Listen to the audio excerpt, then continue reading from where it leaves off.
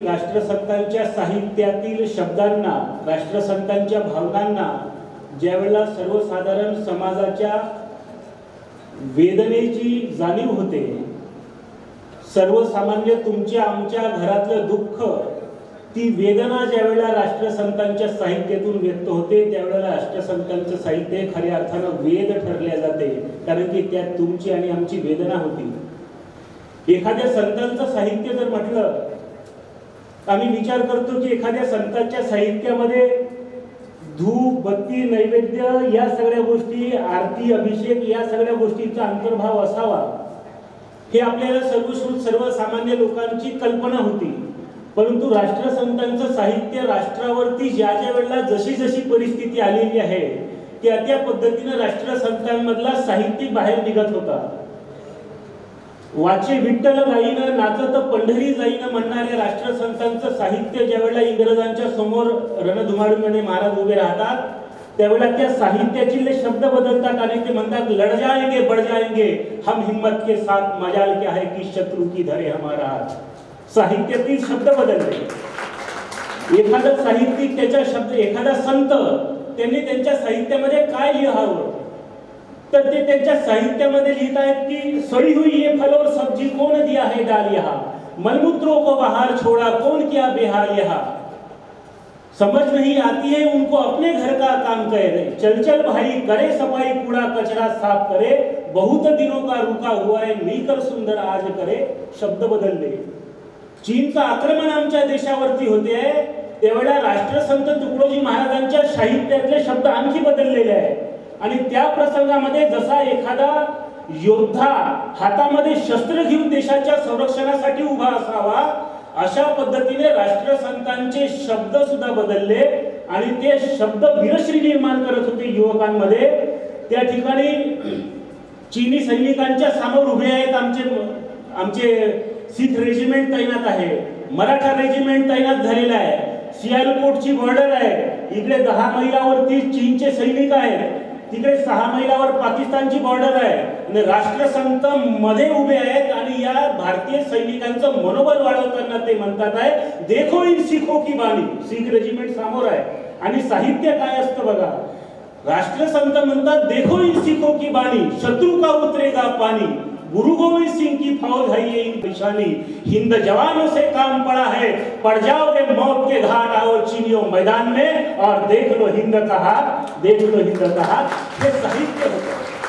हे साहित्य समाजावरती ज्या वेळेला परिस्थिती येत होती, त्या वेळेला राष्ट्रसंत समाजाचं प्रबोधन करणारं साहित्य फक्त लिहत नव्हते, तर ते साहित्य ते स्वतः जगत होते.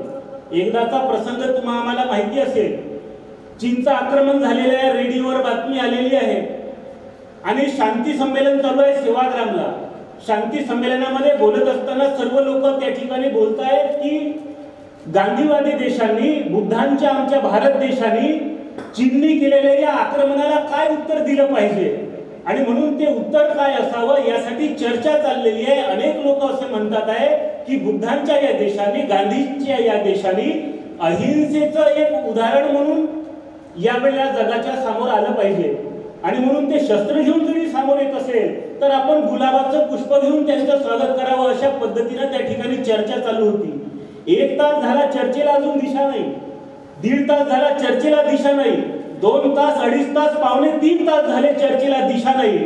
आणि शेवटी त्या सभेचे, शांती संमेलनाचे आयोजक अयंगारजी असं म्हणतात की राष्ट्रसंत तुकडोजी महाराज से मैं अनुरोध करता हूं कि महाराज जी ने इस सभा को दिशा देनी चाहिए. आणि राष्ट्रसंतांचं ते 10 मिनिटातलं शांती संमेलनातलं भाषण म्हणजे धगधगती क्रांती होती, यज्ञकुंड होतं. राष्ट्रसंत असे म्हणतात आहे त्या ठिकाणी कि मैं चाहता हूं कि हमारे गांधी के देश ने, हमारे बुद्ध के देश ने समूचे विश्व के सामने अहिंसा का आदर्श प्रस्थापित करना चाहिए, लेकिन कब? जब चीन हमारे छाती पर बैठा, हमारा जान का प्यासा बना बैठा है और हम अहिंसा का कंठशेष करते रहेंगे तो क्या इससे हमारा देश गर्त में नहीं जाएगा? कंठशेष करते रहेंगे तो क्या इससे हमारा देश गर्त में नहीं जाएगा? मैं तो यही बात को समझता हूं कि चीन जिस भाषा को समझता है, चीन को उसी भाषा में जवाब देना चाहिए. शस्त्र से, तूफान से, खून से, बलिदान से जैसे भी हो हमने हमारे देश को बचाना चाहिए, हे विचार होते राष्ट्रसंतांचे. आणि मग या साहित्याचा जन्म कुठून झाला असं जर आम्हाला तुम्हाला वाटत असेल तर एक छोटासा प्रसंग मी सांगतो आणि माझं भाषण बंद करतो.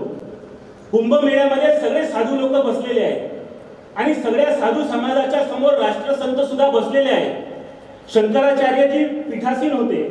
या प्रसंगामध्ये राष्ट्रसंतांनी आम्हाला काहीतरी सांगावं म्हणून राष्ट्रसंत उभे झाले आणि राष्ट्रसंत तुकडोजी महाराजांनी समाजामध्ये समानता प्रस्थापित व्हावी, प्रत्येकाला सारख्या दर्जाने जगण्याचे अधिकार मिळावे, जाती धर्माच्या नावावर कोणीही कुणावरती अत्याचार करू नये, रंगभेदावरून कोणी कोणापेक्षा कमी लेखल्या जाऊ नये आणि स्त्री पुरुष मध्ये कुठलाही भेद नसावा, या सर्व आशयाचं महाराजांचं बोलणं झालं. त्याच्यानंतर शंकराचार्यजी बोलायला उभे झाले आणि शंकराचार्य म्हणायला लागले, अभी अभी तुकडोजी महाराज जी ने हमारे सामने भाषण किया है. तुकडोजी महाराज का भाषण कोई धर्मशास्त्रों से संगत मुझे तो नहीं लगता. आप लोगों ने खूब तालियां बजाई, खूब वाह वाह की, लेकिन मैं इन तुकडोजी से सवाल पूछता हूँ, क्या तुकडोजी महाराज आपने हिंदू धर्म के धर्मशास्त्रों को पढ़ा है कभी? कि आप संस्कृत के ज्ञाता है? फिर किस भाषा में आपने बात की है यहाँ पे और क्या कहा है आपने? आपने जो जो बातों का यहाँ पे खंडन किया है उसी बातों का समर्थन हमारे धर्मशास्त्रों ने किया है. आणि पण त्या ठिकाणी अस्खलित त्यांच्या संस्कृत भाषेमध्ये शंकराचार्यांनी महाराजांचे मुद्दे खोडायला सुरुवात केली. हे सगळं चाललेलं असताना लोकांमधून एक आवाज यायला लागला की तुकडोजी महाराज जिंदाबाद, तुकडोजी महाराज आगे बढ़ो, तुकडोजी महाराज की जय, असा आवाज